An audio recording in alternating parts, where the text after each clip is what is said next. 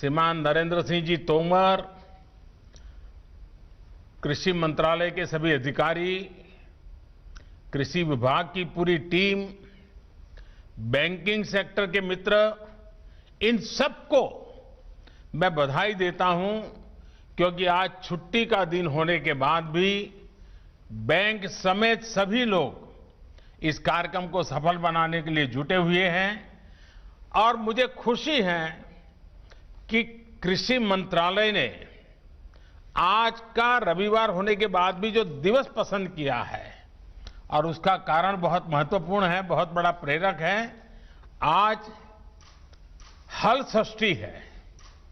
हम किसान भाई बहन बहुत भली तरह जानते हैं कि आज हल षष्ठी है, भगवान बलराम जी की जयंती है, और किसान भगवान बलराम को पूजता है।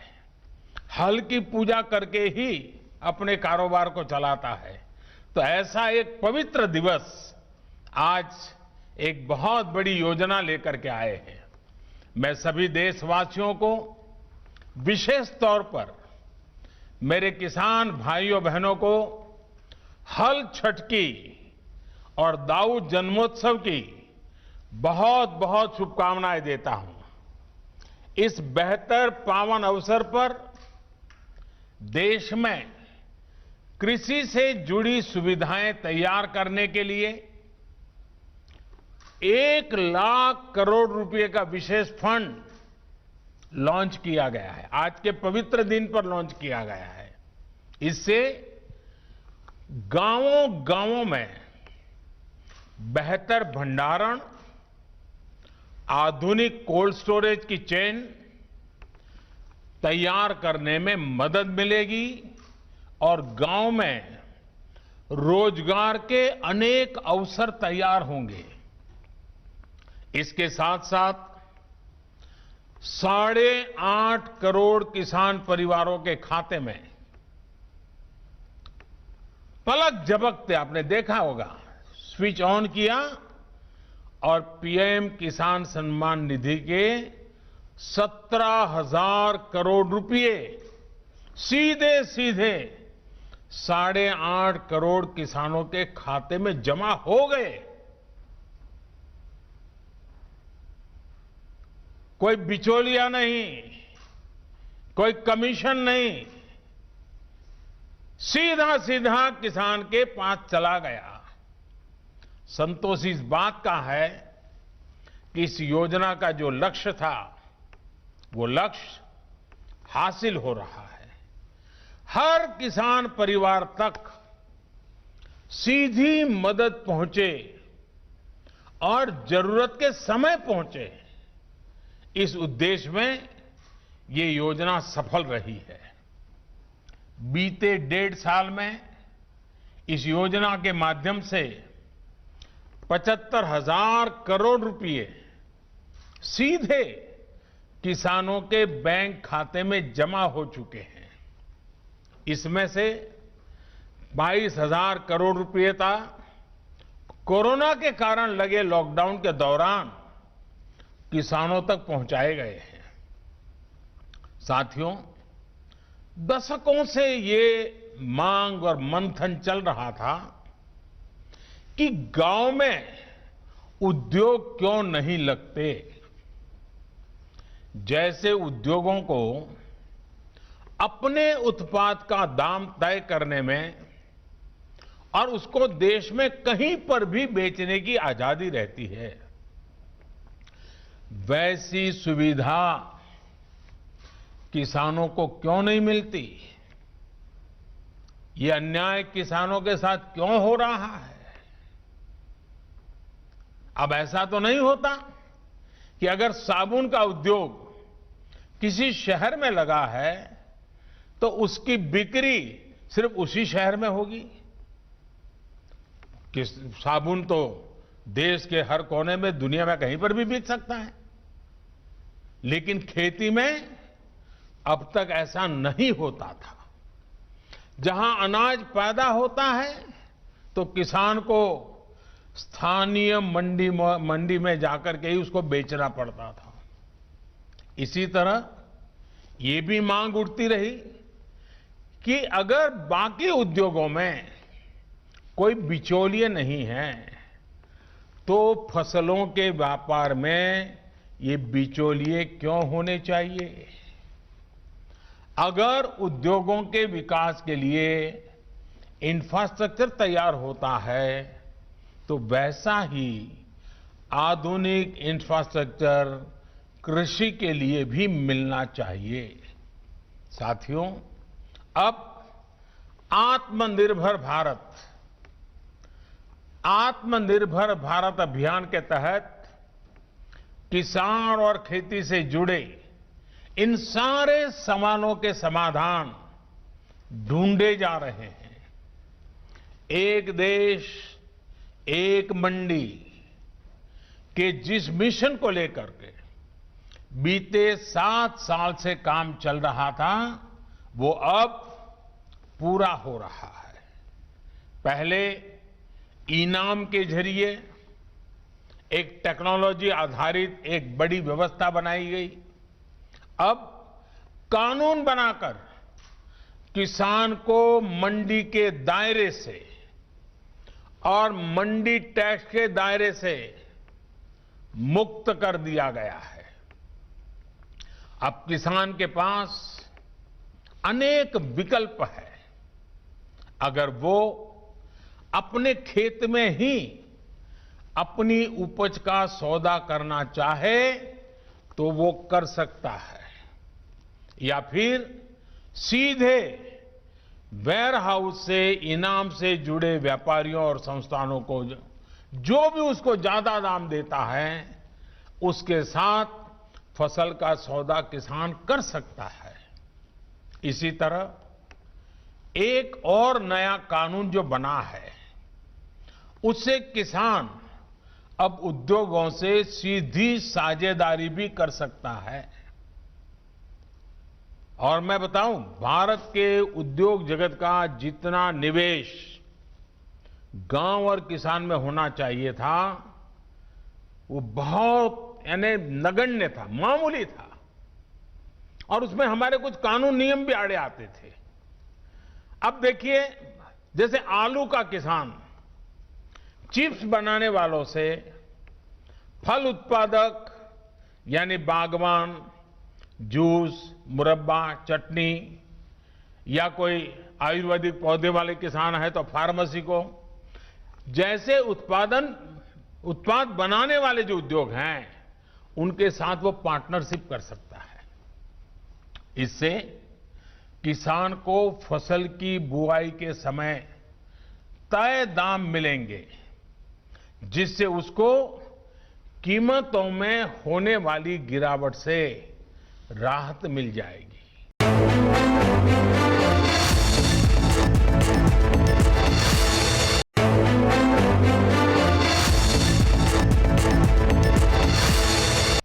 साथियों, हमारी खेती में पैदावार समस्या नहीं है, बल्कि पैदावार के बाद होने वाली उपज की बर्बादी ये बहुत बड़ी समस्या रही है।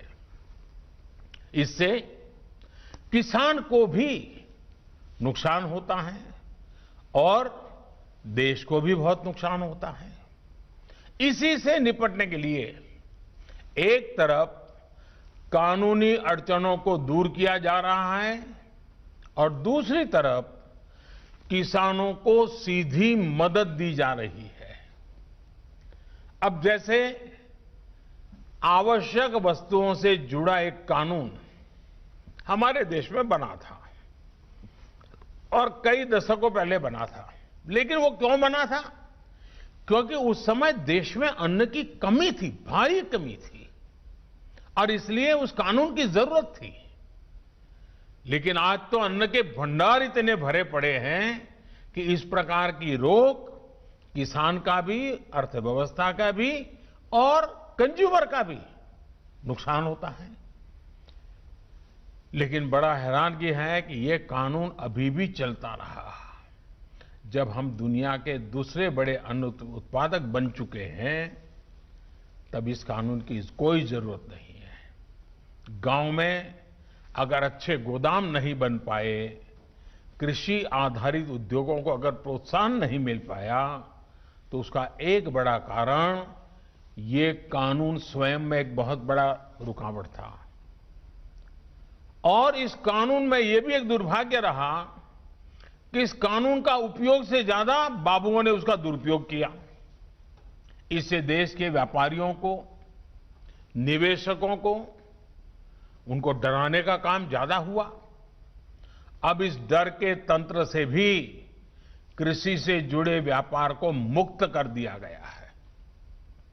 इसके बाद अब व्यापारी, कारोबारी गांवों में स्टोरेज बनाने में और दूसरी व्यवस्थाएं तैयार करने के लिए आगे आ सकते हैं। साथियों, आज जो एग्रीकल्चर इंफ्रास्ट्रक्चर फंड लॉन्च किया गया है, इससे किसान अपने स्तर पर भी गांवों में भंडारण की आधुनिक सुविधाएं बना पाएंगे। इस योजना से गांव में किसानों के समूहों को, किसान समितियों को, एफपीओs, उनको वेयर हाउस बनाने के लिए, कोल्ड स्टोरेज बनाने के लिए, फूड प्रोसेसिंग के जुड़े उद्योग लगाने के लिए 1 लाख करोड़ रुपए की मदद मिलेगी। 1 लाख करोड़ रुपया इस काम को गति देने के लिए बहुत बड़ी ताकत है। ये जो धन किसानों को उद्यमी बनाने के लिए उपलब्ध कराया जाएगा और उस पर 3% ब्याज की छूट भी मिलेगी। थोड़ी देर पहले ऐसे ही कुछ किसान संघों से मेरी चर्चा हुई अभी, जो सालों से इस किसानों की मदद कर रहे हैं, संगठन बना करके कुछ न कुछ नई नई कल्पनाएं के साथ आगे बढ़ रहे हैं। इस नए फंड से देश भर में ऐसा काम करने वाले संगठनों को बहुत बड़ी ताकत मिलेगी, बहुत बड़ी मदद मिलेगी। साथियों, इस आधुनिक इंफ्रास्ट्रक्चर से कृषि आधारित उद्योग लगाने में एक बहुत बड़ा बदलाव आएगा और बहुत बड़ी गति आएगी। आत्मनिर्भर भारत अभियान के तहत हर जिले में मशहूर उत्पादकों के साथ देश और दुनिया के मार्केट तक पहुंचाने के लिए एक बड़ी योजना बनाई गई है। इसके तहत देश के अलग अलग जिलों में गांव के पास ही कृषि उद्योगों के क्लस्टर बनाए जा रहे हैं। साथियों, अब हम उस स्थिति की तरफ बढ़ रहे हैं जहां गांव के कृषि उद्योगों से फूड आधारित उत्पाद शहर जाएंगे और शहरों से दूसरा औद्योगिक सामान बनकर गांव पहुंचेगा। यानी ये 2 वे चलेगा। और यही तो आत्मनिर्भर भारत अभियान का संकल्प है और जिसके लिए हम सबको मिलकर के एक नए तरीके से, नई सोच के साथ, नए संकल्प के साथ काम करना है। अब सवाल ये उठता है कि जो कृषि आधारित उद्योग लगने वाले हैं, उनको कौन चलाएगा? इसमें भी ज्यादा हिस्सेदारी हमारे छोटे किसानों के बड़े बड़े समूह, जिनको हम एफपीओ कह रहे हैं या फिर हम उसको किसान उत्पादक संघ कह रहे हैं, इन्हीं के द्वारा होने वाली है। और इसके लिए बीते 7 साल से एफपीओ किसान उत्पादक समूह, इसका एक बड़ा नेटवर्क बनाने का अभियान चलाया है। आने वाले सालों में ऐसे 10,000 नए एफपीओ किसान उत्पादक समूह पूरे देश में बने, इस पर सभी राज्यों के साथ मिलकर के काम को आगे बढ़ाने पर बल दिया जा रहा है। साथियों, एक तरफ एफपीओ के नेटवर्क पर काम चल रहा है, तो दूसरी तरफ खेती से जुड़े स्टार्टअप्स को प्रोत्साहित किया जा रहा है। अभी तक लगभग 350 कृषि स्टार्टअप्स को मदद दी जा रही है। ये startups food, particularly food processing से जुड़े हैं, artificial intelligence, internet of things, खेती से जुड़े स्मार्ट उपकरणों के निर्माण और रिन्यूएबल एनर्जी से जुड़े हैं। साथियों, किसानों से जुड़ी ये जितनी भी योजनाएं हैं, जितने भी रिफॉर्म्स हो रहे हैं, इनके केंद्र में हमारा छोटा किसान है और हमारे देश में सबसे ज्यादा संख्या छोटे किसानों की है। यही छोटा किसान है जिस पर कोई भी आपत्ति आए तो सबसे ज्यादा परेशानी छोटे किसान को होती है, और यही छोटा किसान है जिस तक सरकारी लाभ पूरी तरह पहुंचे, ये हमारा संकल्प है। बीते 6-7 सालों से इसी छोटे किसान की स्थिति को बदलने का हम निरंतर और बड़े सुविचारित ढंग से प्रयास कर रहे हैं।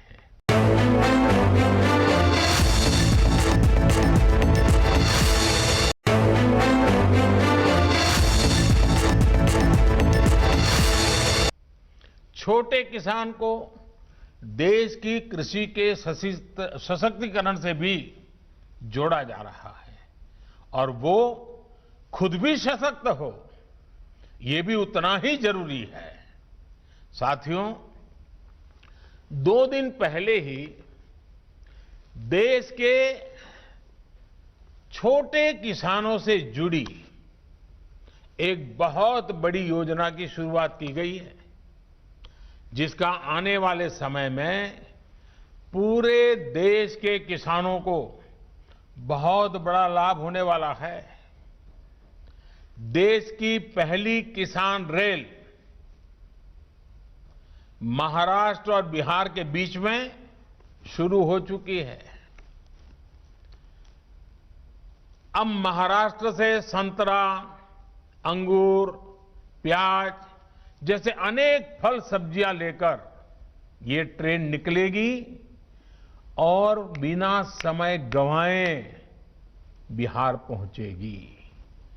फसल की बर्बादी नहीं होगी, और बिहार से जब वापस आएगी तब वहां का मखाना, लीची, पान, ताजा सब्जियां, मछलियां, ऐसे अनेक सामान छोटे छोटे लोगों से लेकर के वो फिर इस तरफ लौटेगी। यानी बिहार के छोटे किसान मुंबई और पुणे जैसे बड़े शहरों से सीधे कनेक्ट हो गए हैं। इस पहली ट्रेन का लाभ यूपी और मध्य प्रदेश के किसानों को भी होने वाला है, क्योंकि ये ट्रेन उन किसानों के रास्ते से भी गुजरने वाली है। इस ट्रेन की खासियत ये है कि ये ट्रेन पूरी तरह से एयर कंडीशन है, यानी एक प्रकार से ये पटरी पर दौड़ता हुआ कोल्ड स्टोरेज है। ये कोल्ड स्टोरेज ही दौड़ता रहेगा, जाएगा, आएगा, सामान लाएगा, छोड़ेगा। इससे दूध, फल, सब्जी, मछली पालक ऐसे हर प्रकार के किसानों को भी लाभ होगा, और शहर में इनका उपयोग करने वाले उपभोक्ताओं को भी लाभ होगा। ताजा चीजें मिलेगी उनको, और जहां से उनको अच्छी चीज चाहिए वहां से मिलेगी। किसान को लाभ ये होगा कि उसको अपनी फसल स्थानीय मंडियों या हाट बाजारों में मजबूरन कम दाम पर बेचना नहीं पड़ेगा। उसकी मजबूरी जाएगी। ट्रकों में फल सब्जी जिस प्रकार बर्बाद हो जाते थे, उससे भी मुक्ति मिलेगी, और ट्रकों के मुकाबले भाड़ा भी कई गुना कम हो जाएगा। शहरों में रहने वाले साथियों को लाभ ये होगा कि अब मौसम के कारण या दूसरे संकटों के समय फ्रेश फल सब्जियों की जो कमी हो जाती थी वो भी नहीं होगी और कीमत पर भी जो कभी कभी खेल खेलने का लोगों को मौका मिल जाता था वो भी बंद हो जाएगा। इतना ही नहीं, इससे गांवों में छोटे किसानों की स्थिति में एक और परिवर्तन आएगा। अब जब देश के बड़े शहरों तक छोटे किसानों की पहुंच हो रही है तो वो ताजा सब्जियों उगाने की दिशा में आगे बढ़ेंगे, पशुपालन और मत्स्य पालन की तरफ भी प्रोत्साहित होंगे। इससे कम जमीन से भी अधिक आय का रास्ता खुल जाएगा। रोजगार और स्वरोजगार के अनेक नए अवसर खुलेंगे। साथियों, ये जितनी भी कदम उठाए जा रहे हैं इनसे 21वीं सदी में देश की ग्रामीण अर्थव्यवस्था की तस्वीर भी बदलेगी। कृषि से आय में भी वृद्धि होगी।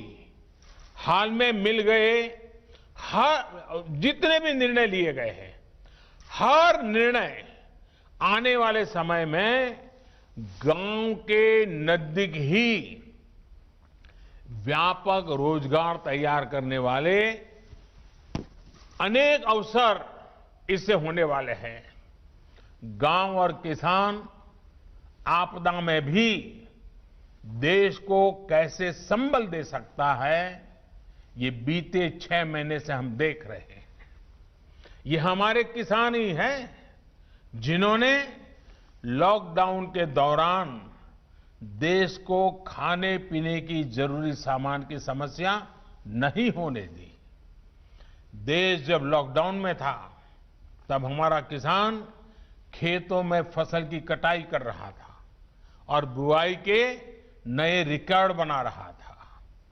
लॉकडाउन के पहले दिन से लेकर के दीपावली और छठ तक के 8 महीनों के लिए 80 करोड़ से ज्यादा देशवासियों तक अगर मुफ्त राशन आज हम दे पा रहे हैं, पहुंचा पा रहे हैं, तो उसके पीछे भी हमारे सामर्थ्य के साथ साथ हमारे इन किसानों की तपस्या जुड़ी है।